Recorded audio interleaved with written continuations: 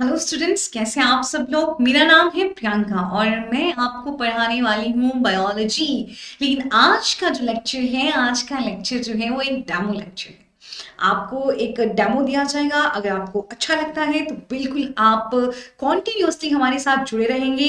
बाकी लोगों को भी बताएंगे कि भाई प्रेप लाइव चैनल है जो नीट और जेई के लिए प्रिपेयर कर रहा है। वहां भी बहुत अच्छे अच्छे एजुकेटर्स हैं, तो आप बिल्कुल हमारे साथ जुड़ेंगे भी और लोगों को भी जोड़ेंगे। तो मैंने कहा आज आपको क्या पढ़ाने जा रही हूँ, कैल्विन साइकिल। अच्छा, मेरा नाम क्या है बता दिया शायद मैंने, मेरा नाम प्रियंका है। ओके, चलिए। तो कैल्विन साइकिल आज आप पढ़ेंगे। कैल्विन साइकिल को और आप क्या बोलते हो, कैल्विन साइकिल को ही C3 साइकिल भी कहा जाता है। ठीक है, क्यों C3 साइकिल कहा जाता है, क्यों कैल्विन साइकिल कहा जाता है। मेल्विन कैल्विन ने इसको देखा था, कैल्विन साइकिल को। C3 साइकिल क्यों कहा जाता है ये बिल्कुल आप समझ जाएंगे जब मैं आपको पढ़ाऊंगी।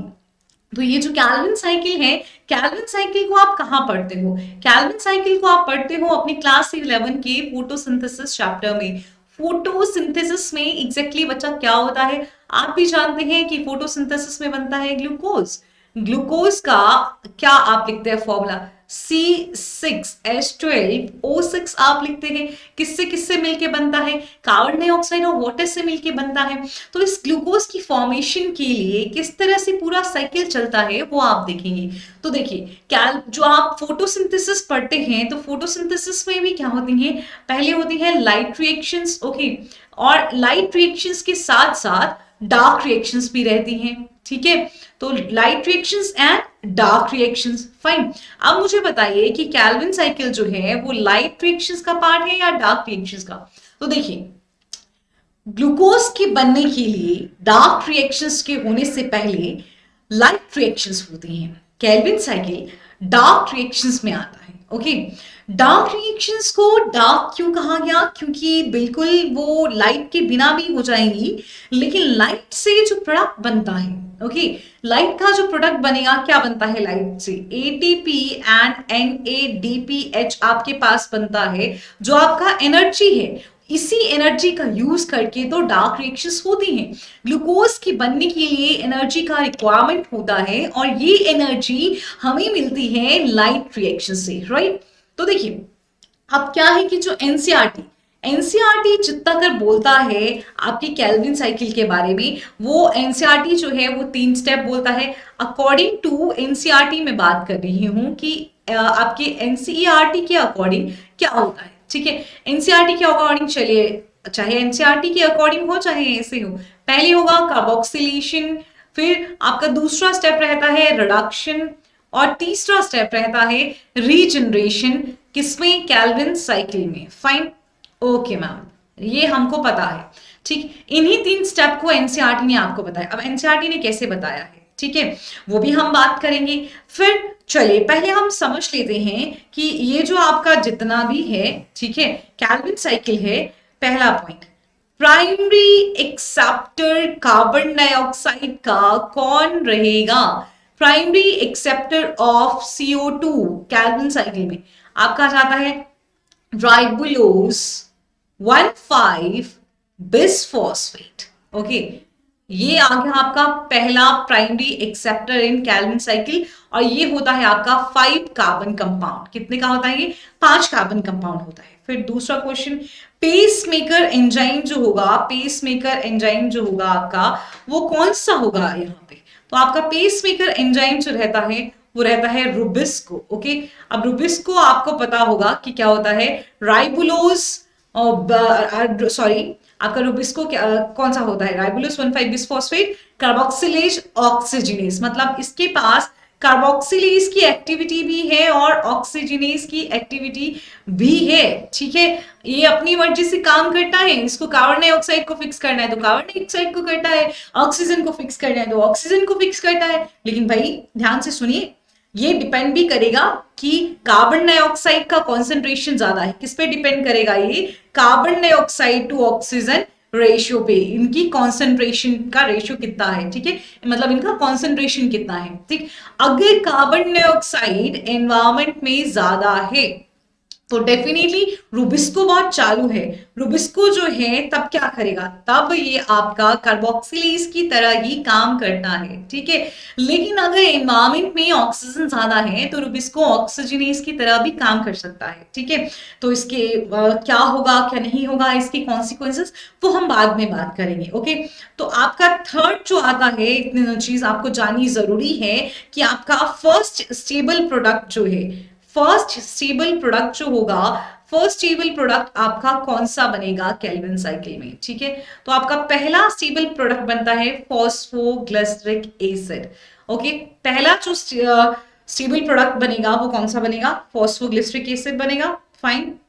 चलिए फिर एक और बात कि की सबस्ट्रेट जो है वो कौन सा होगा। की सबस्ट्रेट का मतलब है जिसका सबसे इंपॉर्टेंट रोल होगा आपकी इसकी फॉर्मेशन में, ग्लूकोज की फॉर्मेशन में, रिडक्शन से आपके पास वो आएगा फॉस्फोग्लिसरॉल्डिहाइड या ग्लिसरॉल्डिहाइड 3 फॉस्फेट भी आप बोल देते हैं, ओके। ये एक ही नाम है, फॉस्फोग्लिसरॉल्डिहाइड और 3 ग्लिसरॉल्डिहाइड 3 फॉस्फेट, फाइन।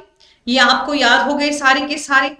चलिए इन्हीं को लेके जो है वो केल्विन साइकिल पूरी बनती है, ठीक। तो चलिए आगे अब हम समझते हैं कि क्या रहेगा। देखिए अकॉर्डिंग टू एनसीईआरटी आपकी कितनी सी साइकिल बनाई गई है। अकॉर्डिंग टू एनसीईआरटी में आपका साइकिल ड्रॉ कर रही हूं कि एनसीईआरटी के अकॉर्डिंग कितनी साइकिल एनसीईआरटी आपको बना के देता है।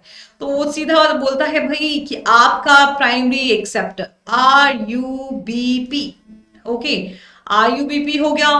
फिर कार्बन डाइऑक्साइड जो है उसका फिक्सेशन किया जाएगा, ठीक है। रुबिस्को एंजाइम जो है वो काम करेगा, ठीक। फिर आपका पहला स्टेबल प्रोडक्ट बन जाता है फॉस्फोग्लिसरिक एसिड, बन गया पहला stable product phosphoglyceric acid, fine, ठीक। फिर फॉस्फोग्लिसरिक एसिड जो है उसका रिडक्शन हो जाता है आपका ट्रायोज फॉस्फेट में। ट्रायोज फॉस्फेट जो मैंने आपको लिखवाया ग्लिसरॉल्डिहाइड 3 फॉस्फेट, और आप बोल सकते हैं आपका फॉस्फोग्लिसरॉल्डिहाइड ट्रायोज फॉस्फेट में, ठीक। ये बात बोल दी है एनसीईआरटी, ठीक। ये वाला स्टेप एनसीईआरटी ने लिख दिया भाई, ये हो गया आपका कार्बोक्सिलेशन। क्या हो गया ये हो गया कार्बोक्सिलेशन, LA है, ओके। ये हो गया आपका कार्बोक्सिलेशन और यहां हो रहा है आपका रिडक्शन। इस पॉइंट पे होगा आपका रिडक्शन चलेगा, ओके। तो इसमें एनसीईआरटी कहती है कि भाई एक आपका ATP भी यहां यूज होगा और एक्चुअली 2 ATP यूज होंगे और 2 जो हैं आपके NADPH जो है NADPH जो है वो यूज हो जाएंगे। फिर सीधा आपका थर्ड स्टेप एनसीईआरटी लिखती है रीजनरेशन का। इतना सा एनसीईआरटी ने कहा है अपनी पूरी जो उसने भाषा लिखी है रीजनरेशन, और लिखा है कि एक ATP जो है वो यहां भी यूज होता है। तो ये है आपका एनसीईआरटी के अकॉर्डिंग आपकी साइकिल, केल्विन साइकिल। फिर क्वेश्चन आता है कि क्या मैम आपने पढ़ा नहीं हमें केल्विन साइकिल, क्या केल्विन साइकिल इतनी ही है और आपने कंप्लीट कर दी। एनसीईआरटी बहुत इंपॉर्टेंट है और एनसीईआरटी पे लिखा हुआ हर एक शब्द भी आपके लिए बहुत इंपॉर्टेंट है, बिल्कुल। लेकिन आपका आगे क्वेश्चन क्या होना चाहिए कि क्या हमें ये साइकिल, क्या ये साइकिल इतनी ही है, ठीक है, और क्या आपको इससे ज्यादा नहीं करनी चाहिए, ठीक है। आपको इसको डिटेल में पढ़ना है कि नहीं पढ़ना है, ठीक। अगर डिटेल में पढ़ना है, ठीक है, तो क्यों पढ़ना है, तो क्यों पढ़ना है, ठीक है। तो देखिए ध्यान से सुनना मेरी बात को। अगर आप चाहते हैं कि आप बिल्कुल श्योर हो जाएं, आपका कोई भी क्वेश्चन जो है वो गलत ना हो, तो आपको इस साइकिल को डिटेल में पढ़ लेना चाहिए ताकि आपको एग्जैक्टली सिर्फ रटने की जरूरत ना पड़े, आपको बिल्कुल समझ आ जाए कि इस साइकिल में हुआ क्या क्या है, ओके। हर एक स्टेप कि कहां से क्या बना, कैसे हुआ, वो आपको हर बात जो है वो बिल्कुल क्लियर हो जाए। अगर मैं 2020 के पेपर की बात करूं तो बिल्कुल आई एग्री कि पूरा का पूरा पेपर जो था एनसीईआरटी से था, लेकिन आप जानते हैं उसमें फोटो रेस्पिरेशन, एनसीईआरटी ने कहीं भी पूरा डिटेल में साइकिल नहीं बताया है फोटो रेस्पिरेशन का, ओके। लेकिन स्टिल एनसीईआरटी जो है वो पूछता है, क्वेश्चन पूछ लिए, एनसीईआरटी नहीं आई मीन एनटीए जो है वो क्वेश्चन पूछ लेता है।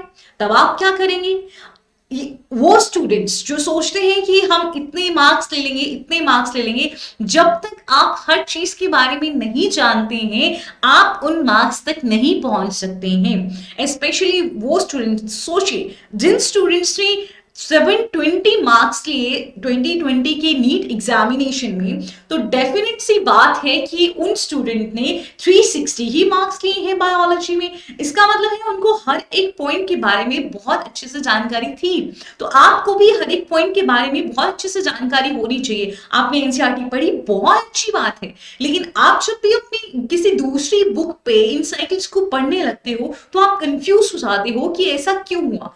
अब मैं आपको वही बताऊंगी कि ऐसा क्यों हुआ, या आप समझ गए कि क्या लिखा क्या नहीं लिखा। ओके, ये एनसीईआरटी ने लिखा है। ओके, कि आपका प्राइमरी एक्सेप्टर मैंने आपको बता दिया, आपका फॉस्फोग्लिसरिक एसिड जो है वो बन गया, आपका ट्रायोस फॉस्फेट जो बन गया है, ये आपका की सबस्ट्रेट है। ओके, तो अब हम डिटेल में पढ़ेंगे आपकी साइकिल को। ओके, तो primary acceptor, as you know, primary acceptor कौन सा है? देखिए, प्राइमरी एक्सेप्टर है हमारे पास, कौन सा आ गया हमारा, राइबोलोज 1,5 बिसफॉस्फेट, RUBP जो है वो हमारा प्राइमरी एक्सेप्टर है, राइट?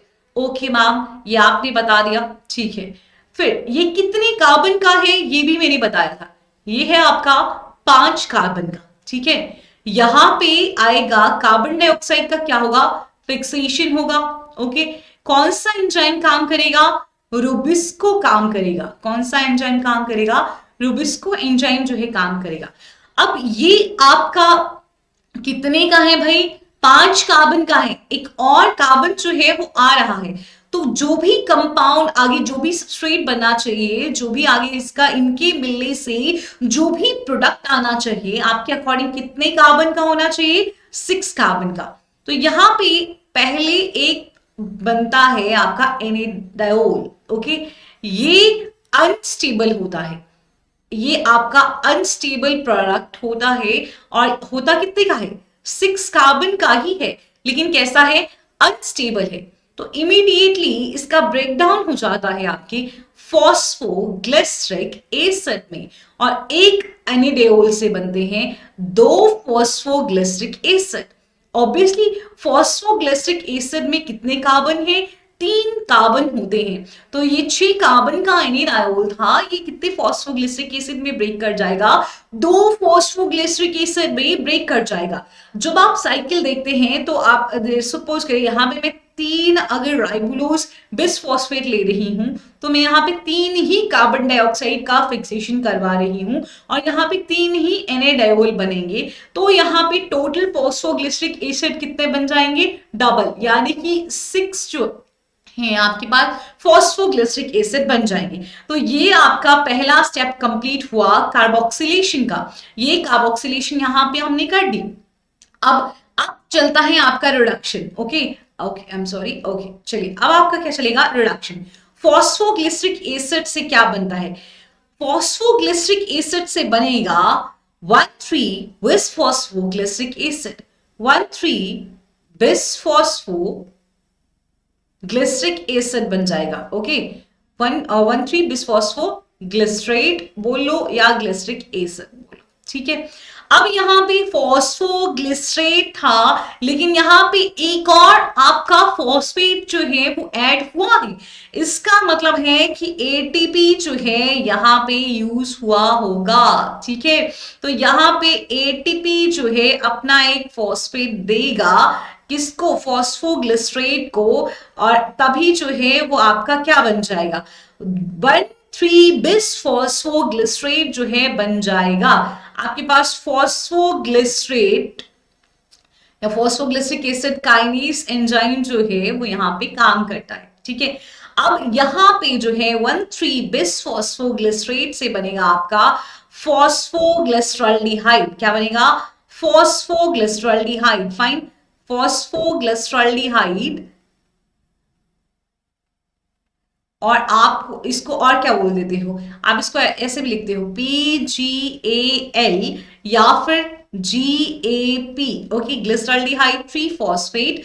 अब यहाँ पे जो है आप, यहाँ पे रिडक्शन, मेन रिडक्शन प्रोसेस शुरू हो गया है, और यहाँ पे आपका रिडक्शन हुआ, यूज होगा आपका NADPH जो है यहाँ पे यूज हो जाएगा, जो आपकी H.H NADPH2 जो है वो यहाँ पे यूज हो जाएगा। ठीक है। अब यहां ध्यान से देखना, फॉस्फोग्लिसरिक एसिड, एक फॉस्फोग्लिसरिक एसिड के लिए एक एटीपी यूज होगा। तो 6 फॉस्फोग्लिसरिक एसिड के लिए कितने एटीपी यूज हो गए? 6 एटीपी यूज हो गए 6 फॉस्फोग्लिसरिक एसिड के लिए, राइट। तो यहां पे भी आपका एक बना 1,3 बिसफॉस्फोग्लिसरेट, मतलब ये भी टोटल कितने यूज हो जाएंगे? 6 हो जाएंगे। यहां पे आपका एंजाइम काम करेगा, आपका 1,3 बिसफॉस्फोग्लिसरेट डीहाइड्रोजिनेज। कौन सा एंजाइम काम करेगा? 1,3 बिसफॉस्फोग्लिसरेट डीहाइड्रोजिनेज एंजाइम जो है वो काम करता है। ओके, अब ये जो आपके पास फॉस्फोग्लिसरॉल्डिहाइड बना है, ठीक है, फॉस्फोग्लिसरॉल्डिहाइड जो है आपके पास, सपोज करो यहां पे 6 आए, तो ये भी टोटल नंबर जो है इनका कितना बना? 6। टोटल कितने बने? 6 बने, ठीक।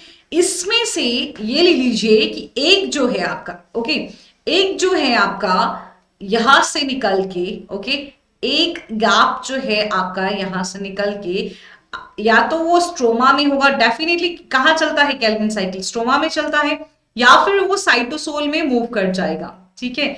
स्ट्रोमा में आपका क्या बनेगा? स्टार्च बनेगा, स्ट्रोमा में आपका बनेगा स्टार्च, और साइटोसोल में जाके बनता है सुक्रोज।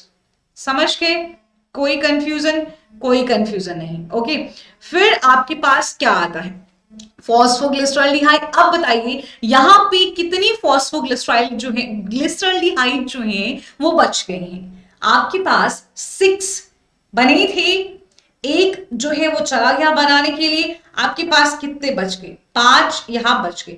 मैं आपको वो केल्विन साइकिल समझाने की कोशिश कर रही हूं जो आप यूजुअली अपनी रेफरेंस बुक्स पे देखते हैं और समझ नहीं पाते हैं कि हुआ क्या है। 5 बचते हैं, ओके, एक फॉस्फोग्लिसरॉल्डिहाइड यहां से चला गया, 5 बचते हैं। अब क्या होता है आपका कि ये जो है आइसोमरेज एंजाइम की हेल्प से, किसकी हेल्प से? आइसोमरेज एंजाइम की हेल्प से डाईहाइड्रोक्सी एसीटोन फॉस्फेट में कन्वर्ट हो सकता है। किसमें कन्वर्ट हो सकता है? Dihydroxy acetone 3 phosphate. आइसोमरेज ये इंटरचेंजेबल फॉर्म है, इनका कन्वर्सन हो सकता है रिवर्सिबल फॉर्म में। फॉस्फोग्लिसरॉल्डिहाइड आइसोमराइज हो सकता है डाईहाइड्रोक्सी एसीटोन फॉस्फेट में, और जो आपका डाईहाइड्रोक्सी एसीटोन फॉस्फेट है वो फॉस्फोग्लिसरॉल्डिहाइड भी आइसोमराइज हो सकता है। तो देखिए टोटल कितने हैं? टोटल कितने हैं जल्दी से बताइए? 5 हैं। उनमें से 2 जो हैं वो डाईहाइड्रोक्सी एसीटोन 3 फॉस्फेट में चेंज हो जाते हैं, और 3 जो हैं वो आपके फॉस्फोग्लिसरॉल्डिहाइड ही रहते हैं, या ग्लिसरॉल्डिहाइड 3 फॉस्फेट ही रहते हैं, ठीक है। तो लेकिन अब इन पांच में से 2 हो गए डीएचपी, और एक हो गया आपके पास, क्या हो गया? 2 आपके पास डीएचपी हो गए, ठीक है। एक आपके पास जो है वो ये 3 आपके पास जो है वो फॉस्फोग्लिसरॉल्डिहाइड हो गए। अब एक एक यहां से ले लेंगे हम, एक डीएचपी आ गया, ठीक है, एक आपके पास ग्लिसरॉल्डिहाइड 3 फॉस्फेट आ गया। यहां इन दोनों के जब मिलेंगे ये, तो एंजाइम जो है वो काम करेगा आपका एल्डोलीज, ओके। और ये थोड़ा लंबा कर देती हूं मैं, ठीक। ये क्या बन जाएगा? एक ग्लिसरॉल्डिहाइड 3 फॉस्फेट जुड़ा, एक डाइहाइड्रोक्सी एसीटोन फॉस्फेट जुड़ा, in the presence of enzyme aldolase बनाते हैं फ्रक्टोज 1,6 बिसफॉस्फेट, ओके। क्या बनाते हैं? फ्रक्टोज 1,6 बिसफॉस्फेट बना देते हैं। डाइहाइड्रोक्सी एसीटोन 3 कार्बन का है, ग्लिसरॉल्डिहाइड 3 फॉस्फेट 3 कार्बन का है, तो ये कितने कार्बन का होगा? 6 कार्बन का होता है। अब इस पे एक्ट करता है फॉस्फेटेज, ओके, और एक फॉस्फेटेज एक्ट करेगा, एक फॉस्फेट यहां से रिमूव हो जाएगा, और ये आपका बन गया फ्रक्टोज 6 फॉस्फेट, ओके। एक फॉस्फेट जब रिमूव हो गया तो बन गया फ्रक्टोज 6 फॉस्फेट, फाइन। तो फ्रक्टोज 6 फॉस्फेट भी, लेकिन कहीं भी क्या कोई कार्बन डाइऑक्साइड रिमूव हुआ? नहीं हुआ। तो फ्रक्टोज 6 फॉस्फेट पे आपका दूसरा क्या आएगा? आपका दूसरा ग्लिसरॉल्डिहाइड 3 फॉस्फेट जो है वो आ जाता है, ठीक है। फ्रक्टोज 6 फॉस्फेट पे दूसरा ग्लिसरॉल्डिहाइड 3 फॉस्फेट जो है वो यहाँ पे एड ऑन होगा, ठीक। अब ये कितने हो गए? ये तो 6 कार्बन का है, ये कितने कार्बन का है? ये आपका 3 कार्बन का है, समझ के? ये आपका 6 कार्बन का है, और ये आपका कितने कार्बन का है? 3 कार्बन का है, फाइन। अब आपका 6 और 3 ये टोटल जो है ये कितने का हो गया, 9 का हो गया। मतलब यहां पे एंजाइम काम करता है आपका ट्रांसकीटोलेज। ओके, ट्रांसकीटोलेज एंजाइम जो है इन पे काम करेगा। ठीक है, 6 और 3 9 हो चुके हैं, मतलब इनका जो स्प्लिटिंग रहेगा वो आपका रहेगा 5 9 9 कार्बन में रहेगा। आगे 9 कार्बन का बनना चाहिए कुछ भी, लेकिन यहां से क्या बनता है, एक एरिथ्रोज 4 फॉस्फेट बनता है। ओके, और यहीं से बनाइए इनसे, और दूसरा जो है वो बन जाएगा जाइलुलोज 5 फॉस्फेट। ओके, तो ये हो गया हमारा, इस ये ब्रेक हो गया। ब्रेक किस किस में हो गया, एक एरिथ्रोज 4 फॉस्फेट आपका 4 कार्बन का हो गया, जाइलुलोज 5 फॉस्फेट आपका 5 कार्बन का हो गया। तो जो 6 प्लस 3 हुआ था, फ्रक्टोज 6 फॉस्फेट और ग्लिसरॉल्डिहाइड 3 फॉस्फेट जो जुड़े थे। ओके, तो अब वो टोटल कितना रह गया बताइए, अब वो 9 था, अब जाइलुलोज 5 का बन गया, एरिथ्रोज जो है वो 4 का बन गया, 2 ग्लिसरॉल्डिहाइड जो है वो हमने यूज कर लिए। अब क्या होता है, एरिथ्रोज जो है आपका, एरिथ्रोज 4 फॉस्फेट में भी अब एक जो डाईहाइड्रोक्सी एसीटोन फॉस्फेट पहले यूज कर लिया था, एक यहां पे आ गया डाईहाइड्रोक्सी एसीटोन फॉस्फेट। फाइन, अब ये 4 कार्बन का है एरिथ्रोज, डाईहाइड्रोक्सी एसीटोन फॉस्फेट जो है वो 3 कार्बन का है। आपका क्या बन जाएगा, यहाँ पे 7 कार्बन का कोई शुगर बनेगा, और वो बनता है सेडुहेप्टुलोज। हैप्टुलोज, अब एक फॉस्फेट डाइहाइड्रोक्सी एसीटोन फॉस्फेट में है और एरिथ्रोज 4 फॉस्फेट में भी है, तो ये बनता है 1,7 बिस फॉस्फेट। तो ये बन गया आपका 1,7 बिस फॉस्फेट। ओके, ट्रांसकीटोलेज एंजाइम ही यहां भी काम करता है। फिर आगे यहां पे अगेन फॉस्फेटेज आएगा, एक फॉस्फेट को रिमूव कर देगा।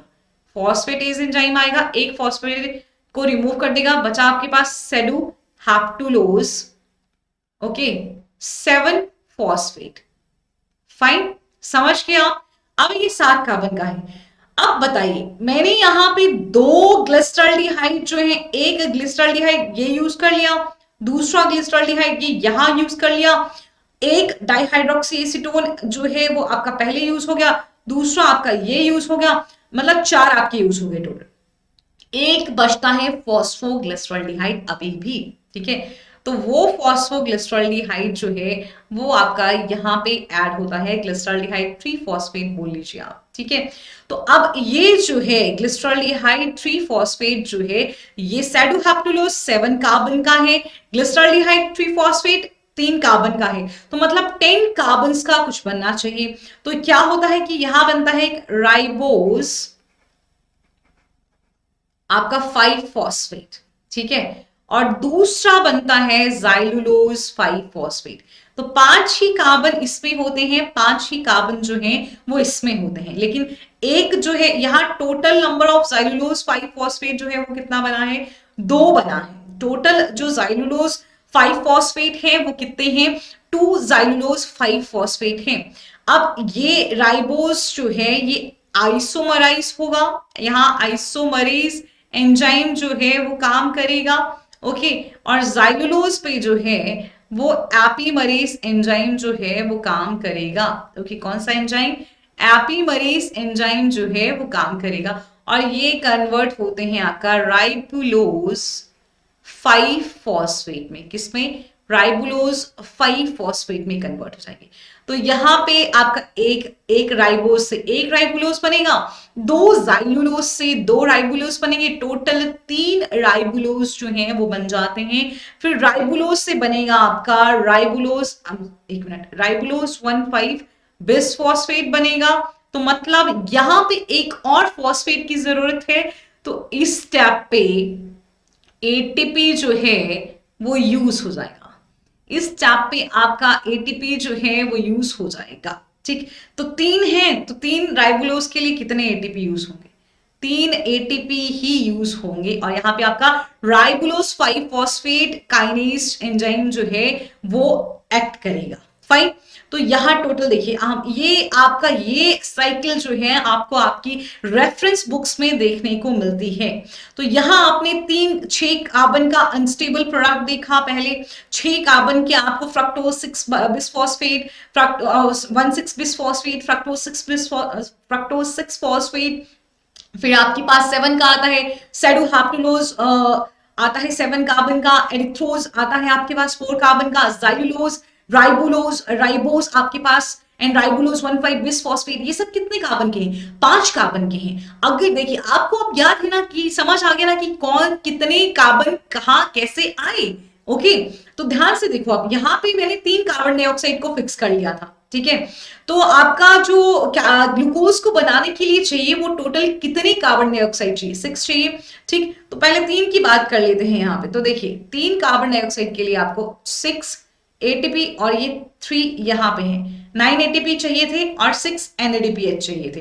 फाइन, चलिए देखिए, तो अब जब मैंने 3 कार्बन डाइऑक्साइड का फिक्सेशन किया तो मुझे कितने एटीपी की जरूरत पड़ी? तो मुझे एटीपी चाहिए थे टोटल 9। 6 आपके रिडक्शन के टाइम पे यूज हुए और 3 आपके जो हैं वो रीजनरेशन के टाइम पे यूज हुए, रीजनरेशन के टाइम पे यूज हुए, ठीक है। और आपके कितने जो हैं वो एनएडीपीएच चाहिए थे? ये तो हो गया नंबर ऑफ की एटीपी मुझे कितने चाहिए थे। अब मैं क्या पूछ रही हूं कि मुझे एनएडीपीएच कितने चाहिए थे, ठीक। तो वो हो गए 6। 3 कार्बन डाइऑक्साइड के लिए कितने चाहिए थे? 6। और ये किस टाइम यूज हुए? रिडक्शन के टाइम पे ही ये एनएडीपीएच जो है वो यूज हुए हैं। तो अगर मैं आप बात करूं कि 6 कार्बन डाइऑक्साइड की फिक्सेशन के लिए मुझे कितने चाहिए, तो डेफिनेटली आप 9 का कर देंगे 18, क्योंकि कार्बन डाइऑक्साइड भी डबल हो चुके हैं। 18 NADP, sorry 18 ATP and 12 NADPH जो है वो टोटल एनएडीपीएच जो है ये टोटल आपका एनर्जी का कंजप्शन रहेगा केल्विन साइकिल के दौरान। अगर एक कार्बन डाइऑक्साइड के लिए निकालूं तो आपके 3 एटीपी एंड 2 एनएडीएच जो हैं वो आ जाते हैं। अब क्वेश्चन जो है वो आपसे कैसे भी पूछा जा सकता है। इस वीडियो को लास्ट तक देखने के लिए थैंक यू। अगर आपको वीडियो पसंद आया है तो इसे लाइक और शेयर करें। सब्सक्राइब करना बिल्कुल ना भूलें। अगर आपको कोई डाउट है तो कमेंट सेक्शन में उसे लिखें, हम जल्दी ही उसका रिप्लाई देंगे।